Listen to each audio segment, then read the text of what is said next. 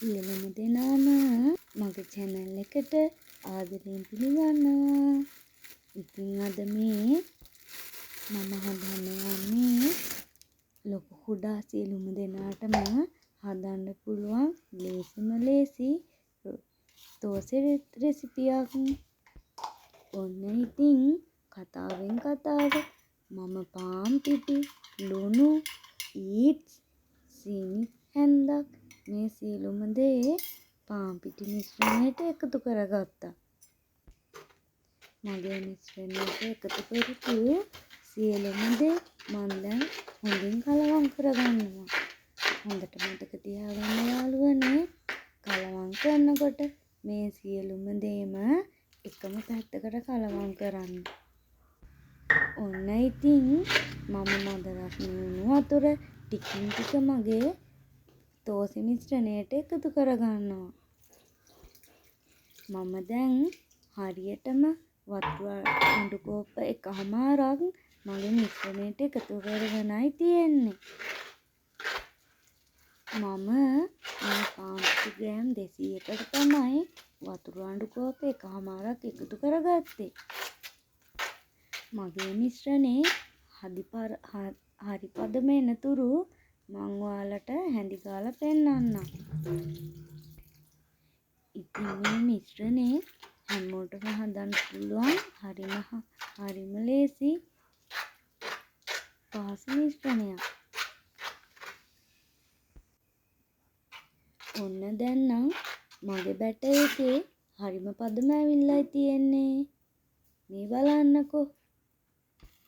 මෙන්න මේ පදම හරියටම කැටි ගහින්නේ නැතුව ගත්තා නම් අපේ දෝසෙ එක හරිම ලස්සනට රසට හදාගන්න පුළුවන්. හරි. දැන් අපි මේක විනාඩි 20ක් 25ක් විතර පැත්තකින් තියලා පිටෙන්න තියමු. දැන් දෝසෙ කන්න අපේ දෝසෙ සාම්බාරු හදාගමු.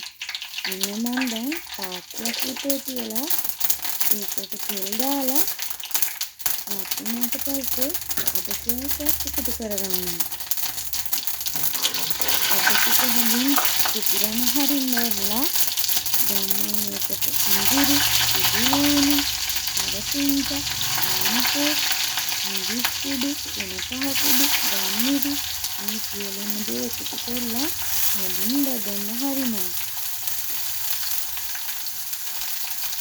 හරි. දැන් මගේ සාම්බාරුවේ ප්‍රධාන මන්ත්‍රය තමයි අද බටු.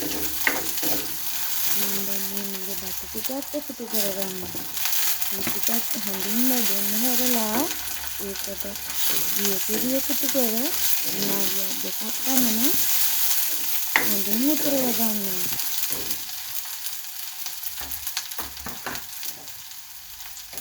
ඊට පස්සේ මගේ පිරි ටිකත් මම ඒකට එකතු කරගන්නවා.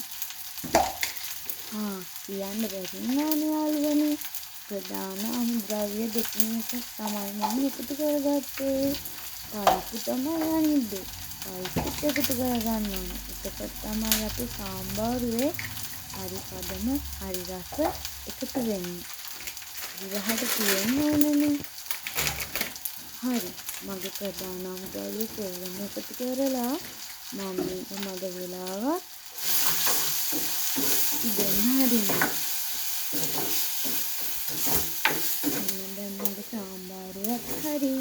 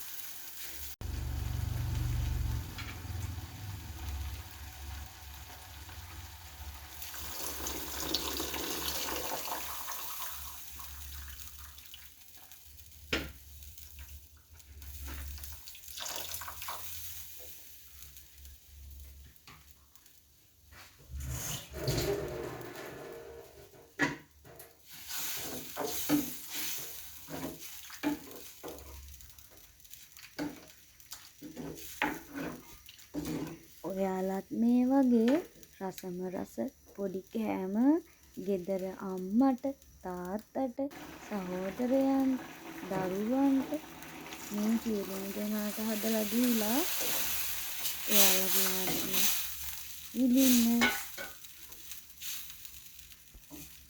එයාලගෙන් මේ ලැබෙන ආදරේ පුංචිම පුංචි හිනාවත් අපිට හොඳටම ඇති සතුටු වෙන්න. ඉතින් ඔන්න මේ වගේ වෙලාව වෙනකොට මුළු ගේම හරිම සුවඳයි. හරි, මම දැන් මේ පෑන් එක ලිපේ තියලා ඒකේ චූටිම චූටි වතුරු බුබුලු සියලුම දේ නැති වුණාට පස්සේ මගේ තෝසේ බැටර් එකෙන් ටිකක් දාලා තෝසයක් හදාගන්නයි මේ හදන්නේ.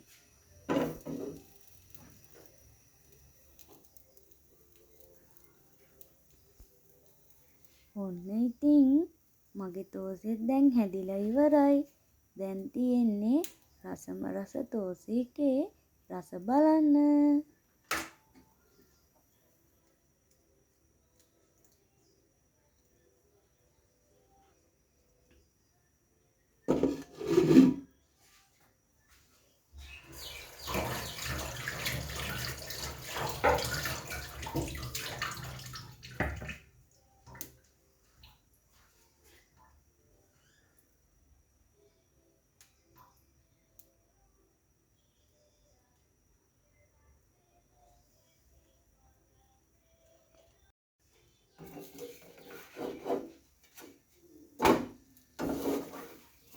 කියන්න බැරි වුණානේ යාළුවනේ.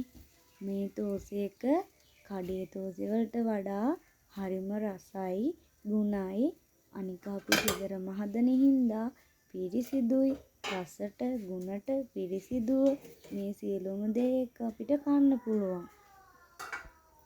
පොඩි බබාලට වුණත්, කෙටි වේලකට වුණත් මේ තෝසේක දෙන්න පුළුවන්. හරිම පදමට කන්න පුළුවන් විදිහට සොෆ්ට් එකට මේ තෝසේක තියෙනවා. මේ බලන්නකෝ. මේක හරවනකොටත් හරිම ලේසි. ඇලෙන්නේ නෑ, පොඩි වෙන්නේ නෑ. ඉතින් ඔයාලත් නිවාඩු වෙලාවට ගෙදර හැමෝටම කන්න මේ වගේ පොඩි පොඩි දේවල් හදලා බලන්න. ඉතින් මාත් එක්ක මේ වෙනකන් එකතු වුණ මගේ යාළුවන්ට සුබම සුබ දවසක්.